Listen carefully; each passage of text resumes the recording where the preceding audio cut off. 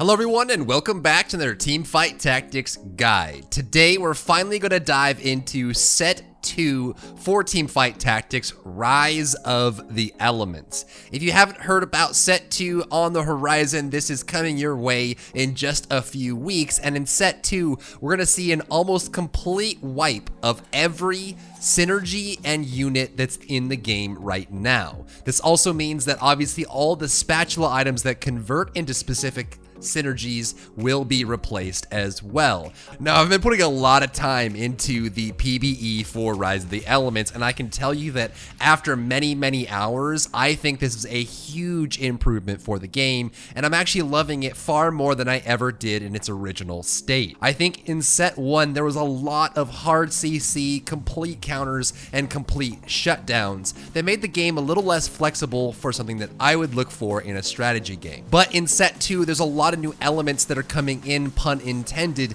that break apart the game itself and give you a lot of options to choose from. Not only that, but it does seem that when set 2 arrives, the goal for this new gameplay will actually be who can react the best to what comes their way, not who can force the best comp, which is really how it's played at high level right now in set number 1. So let's go through everything you need to know about set number 2. I'll probably break this video out into multiple guides covering each of the new synergies, how the elements work together, and a lot of guides that will come from how you can work the new elemental hexes into what you play. But let's cover everything about set number 2 so you understand how it works. Now, first off, the origins and the classes in the game are getting mixed up quite a lot. There's actually a lot of units that are in the game now that are keeping their name but are being reworked into different styles of units. There are some synergies that stayed, but there's a bunch of new ones, and the new ones are mostly around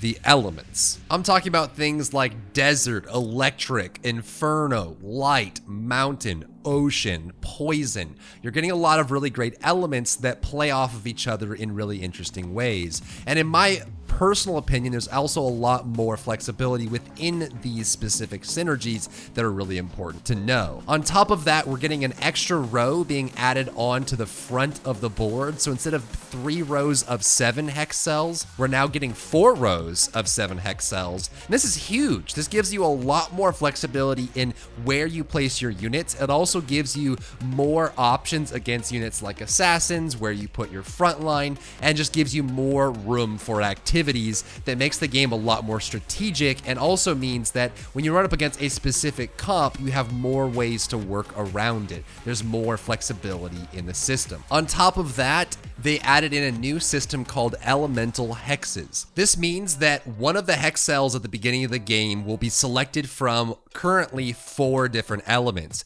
ocean, inferno, wind, and mountain. If a unit is standing in this hex cell when the round begins, they will gain some sort of benefit depending on the element that it is. When the game gets later on, around stage 3-1, another hex cell will be selected, and it will be the same element added on top of that. So that means that every game can be very different. You can't play the same way every single time because you're going to have these hex cells moving around. Now, the same cell location and the same element will be given to every player in the game. So if there's one in the middle and one in the top right and they're both inferno, this will be the same for everyone and mirrored across all the boards, so everyone has the same playing field. If it turns out to be ocean, the unit standing in that cell will get 30 mana to start with at the beginning of the round. Inferno gives 30% attack speed, so you can already think about how you use rangers or blade masters in this way. Wind gives 30% dodge, which is really big for any dodge mechanics like Iceborne Gauntlet. And then mountain gives 30 permanent HP to the unit at the start of the round, and you can keep a unit there all game long and just continually giving them maximum HP, which works for Warden builds or even Berserker builds if you need extra HP on them. So it gives you a lot of ways to combine the strategies that are already in the game with what the board is giving you, on top of the fact that you now have 4 rows of hex cells. This in and of itself makes the game a lot more enriched and makes me very excited for what's coming next. Now, on top of that, we do have a new tier above legendary, and that is something you can probably guess given the fact that we have the elements in here. That Avatar. Lux in this Set 2 is the avatar, and there's 10 Luxes in the game, one of each of the 10 elements. Lux will cost 7 gold to pick up, has a crazy maximum huge laser beam ultimate that refunds mana if she hits it, and she also provides +2 instead of +1 to the element that she has chosen. There's only one of each, which means that if the Inferno Lux gets picked up by someone else, that Inferno Lux is now gone for everyone else in the game. It cannot be picked up. And so that means that your build can be built around this, because you can get extra +2 in wind, or you can get an extra +2 in ocean, depending on what Lux you get, and it gives you a really nice late game option. The majority of the items in the game are staying the same, but obviously since we've lost a lot of the origins and synergies that we had before, we need new spatula items, and that's really what you're going to see in the game now. All the spatula items have been converted into the new synergies that exist. So now that you understand how the elemental hexes work, the expanded board, the new avatar system with Lux, and the new spatula items, let's break into what the synergies are and what they provide, because there's some pretty cool stuff happening here. And we're going to attack these in no particular order. The first up is one of my favorites, is the Mage Synergy. This essentially takes the place of the Sorcerer Synergy that we had in set 1, but what this does is if you have 3 mages, it will give you a 50% chance to double cast on those units, and if you have 6 mages, you have the 100% chance to double cast. This is exactly what it sounds like. The mage that has this synergy bonus active will have a chance, or a guaranteed chance, to double cast the ability that they have. So if you think about someone like Vhagar or Brand casting their ability twice, I actually will probably have some gameplay in the background here where I had a 3-star Brand that was bouncing 20 times with each cast that was double casting because I had the mage bonus, and he was doing upwards of 30 to 40,000 damage around. It was absolutely nuts. It's also the same for Vhagar, though they won't choose a new target when they double cast, so Vhagar will hit the same target twice, so if you killed him the first time, the second cast will do nothing. Mystic has a 2 or 4 benefit that will grant all allies either 70 magic resistance or 150 magic resistance. This is a nice addition. I actually do have some gripes with how the dragon bonus and the dragon's tooth worked, but most of the mystics outside of Master Yi are in a support role anyway, so if you have 2 or 4 mystics in your build, you're missing out on a lot of damage.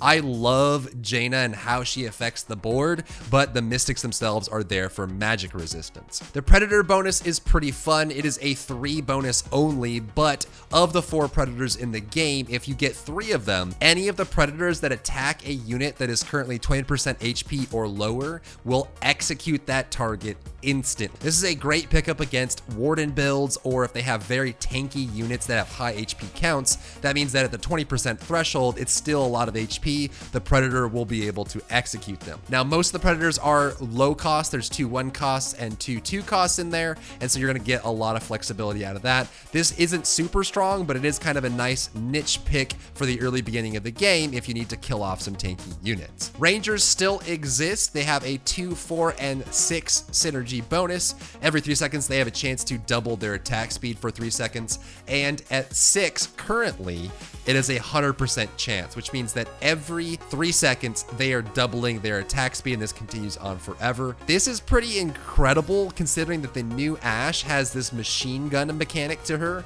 and so when you add the attack speed to it, she gets absolutely nuts. Assassins still exist in the way that they did. The 3 bonus and the 6 bonus gives crit damage and crit chance respectively, and that number just goes up. The avatar we talked about already. The avatar's bonus on the 7 cost Lux is you get double counted for the element that the avatar is. The Berserker is a synergy that I've been trying to use properly in the PvE, but it seems like it just isn't really worth it most of the time. But it is a 3 and 6 cost synergy. It gives a chance to any of the berserkers that have this benefit to do a cone attack in front of them. I actually run a 6 berserker build with a hypercarry Olaf, and it just didn't seem like the AoE damage was really worth it at the end of the game, but it is an interesting mechanic nonetheless. Blade Master still exists, however there's only 4 of them in the game right now. It's still Gale does the 1, 2, or 3 extra attacks for 2, 4, and 6 Blade Masters respectively. Very, very powerful. Sivir is actually one of the best units in the game right now because she has bouncing attacks that apply on hit. It's nuts, it's awesome, it's cool, but with less Blade Masters, it means that to get to 6, you're gonna need at least 2 Blade of the Ruined King. Druid is a new synergy that is very helpful for the early stages of the game. If you have 2 Druids active, they both actively regenerate 40 HP per second. Because it is a flat value, it's better for the early game, obviously, but it's nice because if you run an Ivern early or a Maokai early, you can actually use them as a really good tank to soak up damage when you put damage behind them. The Summoner Synergy is a fun one. All the summoners summon units. The summoned units have increased health and duration. For 3, it is 40% increase. For 6 summoners, it is 100% increase. Azir and Annie are both very strong. Zed is just broken. I'm not going to talk about him because he's just over the top broken right now. Zyra, Azir are probably 2 of my favorites. They do a lot of extra damage. Summoner builds are very effective right now. The Warden Synergy is 2 Wardens or 4 Wardens or 6 Wardens. They gain up to 400% armor. Now, this isn't a global effect like the Knights in the set 1 right now, and I think it's good that way. This armor bonus only affects the Wardens themselves, which means that it's not as catch-all garbage bag treatment that the Knight bonus is in set 1, and that you can run Knights in set 1 for almost anything and it's going to work great because it makes everyone tanky all at once, whereas the Warden bonus only affects the Warden. So if you're going Wardens, it works well with Electric, but most of the time you're just using it for the tank. Speaking of Electric, there are 3 Electric units in the game. When you get 2, 3, or 4 electric units, they shock nearby enemies when they deal or take a critical strike. So if you're running like a Volibear build and you put a crit item on him, you can actually get a lot of great AoE damage, and it's nice because you do have a Warden in there as well, which can proc the AoE damage of that. Glacial still exists. It has a 20, 40, or 60% chance to stun for 1.5 seconds. What's great about this though is the only ranged carry in this is going to be Ezreal the Ranger. Most of the other units are tanky units, and so, or melee units, right? And so that means that there's not going to be this crazy Ashe sitting in the back with an RFC stunning everyone constantly. I haven't really found a glacial build that's as scary as it can be in set 1, but it's a nice synergy to pick up as well. Desert is a 4 unit bonus at 2 and 4. It will reduce enemies' armor by 50% or 90%. This actually works really well with Sivir, who is a Desert Blade Master and has a bouncing attack, and I was running some great Blade Master builds with Sivir where you can get some excellent armor shred on top of that, which makes her even scarier than she already is. Inferno, spell damage burns the ground beneath the target, dealing a percent of that spell's pre-mitigated damage as magic damage over time. This is actually really great with Zyra. Diana is also a huge Inferno Assassin pickup. Brand and Annie obviously very good, and actually Kindred, being an Inferno Ranger now, super strong and deals a lot of damage.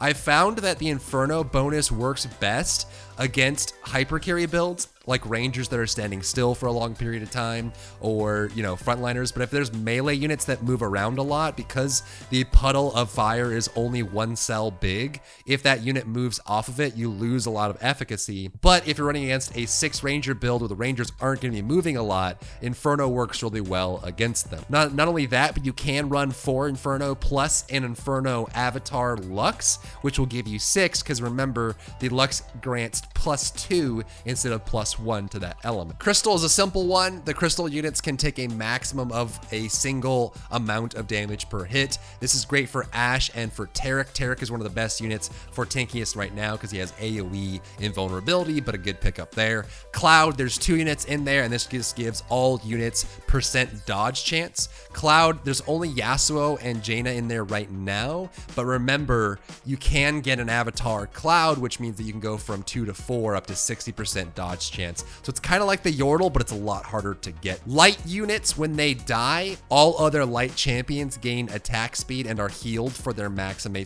percent of their maximum HP.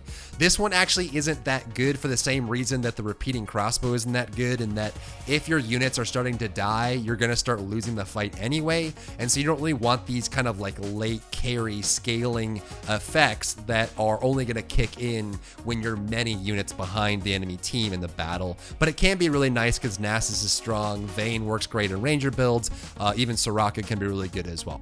Mountain has a start of combat random ally gets 1500 HP shield. There's only 2 mountain units in the game right now, Talia and Malphite, but what's great about this is it's like a reverse phantom. You can't control who it goes on, but it can actually land on someone really important and give you a really nice burst to the start of the round, especially if there's any AoE that goes on getting. Ocean is an interesting one. There are up to 6 ocean bonuses for 2, 4, and 6. All allies every 4 seconds will gain 10, 20, or 40 mana. I actually got a couple first place wins running an Ocean Mage build where I had 4 Ocean with the Ocean Wardens and the Mystic there with Nami, and then I had 3 up to 6 Mages. And every 4 seconds, everyone on your team's getting mana. This one's kind of hard to run because a lot of the Ocean units are pretty squishy outside of the 2 Wardens that are in there, but it does give you a nice scaling mana gain if you're going for a cast. Poison I haven't played with too much, but when poison units deal damage, the target's mana cost goes up by 50%. So this is actually kind of nice to get the enemy units that are running very spellcaster heavy comps to get counter to that. Shadow is a super fun one. I actually have a lot of fun running Shadow.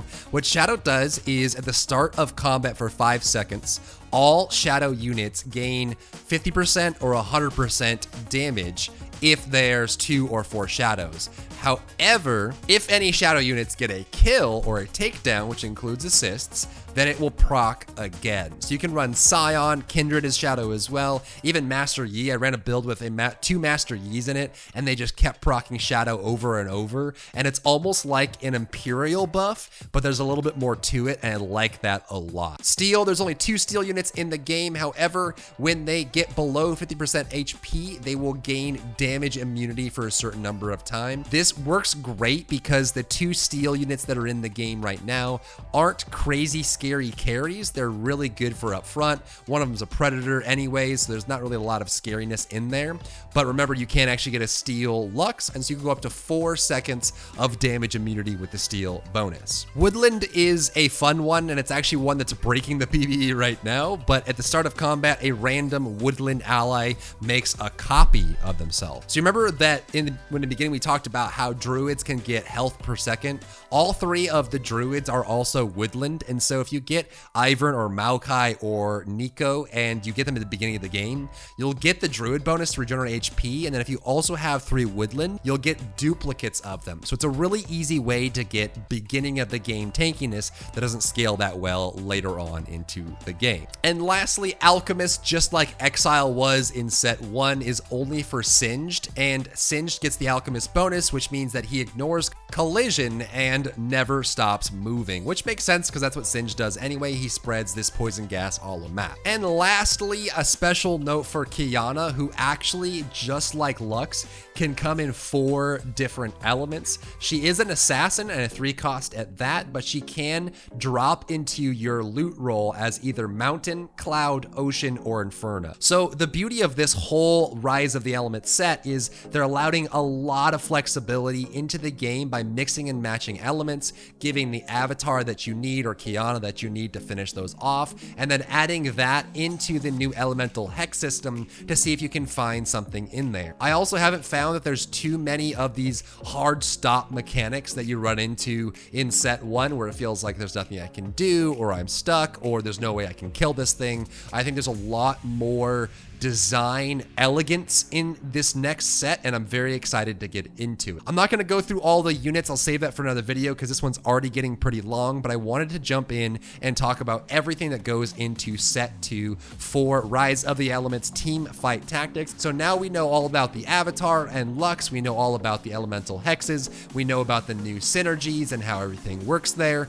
And then in future videos, I'll talk about the synergies and potentially new strategies that are coming out so you can get prepared and get ready for the release of set 2 in Teamfight Tactics. Thank you so much for tuning in today, and of course, as always, don't forget to like, comment, subscribe, and I'll see you in the next one.